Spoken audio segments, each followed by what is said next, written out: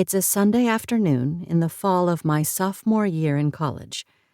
I'm alone in a classroom, trying to figure out how to improve the prelude to the second Bach cello suite before my upcoming lesson in a few days.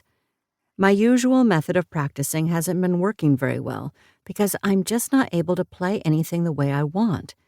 It's so frustrating to feel like I spend endless hours in the practice room with very little to show for it.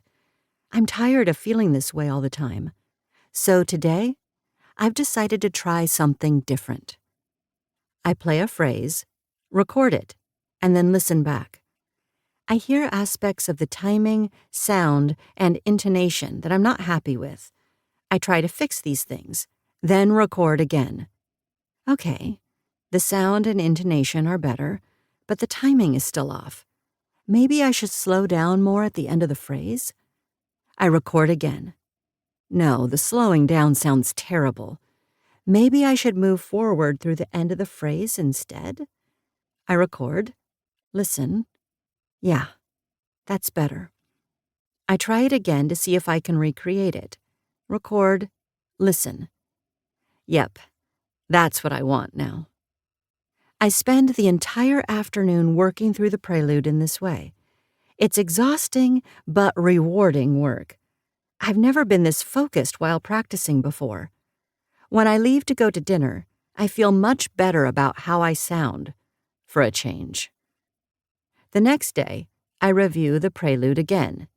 Usually overnight, I lose about half of what I practiced the previous day, so I typically have to redo a big chunk of my work. Today, I'm astounded. Almost all the practicing I did the day before stuck. What is this magic practice method I stumbled upon?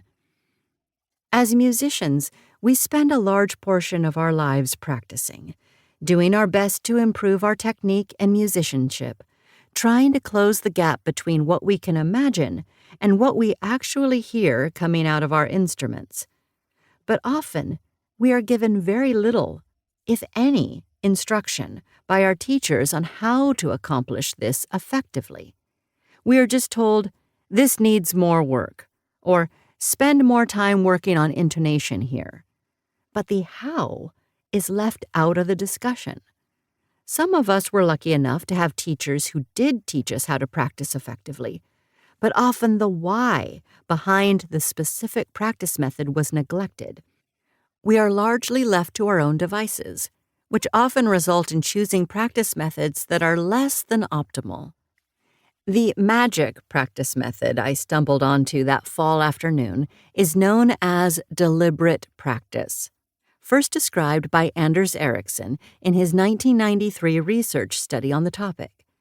Deliberate practice means working on a skill specifically to improve your weaknesses and to overcome errors and mistakes, exactly as I was doing that day.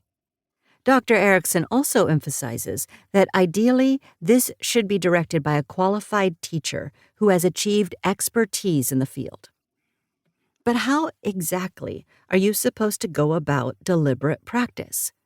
What are the most effective ways to work on your weaknesses and overcome your mistakes? How can you make sure all your careful work is there when it counts, like in a concert?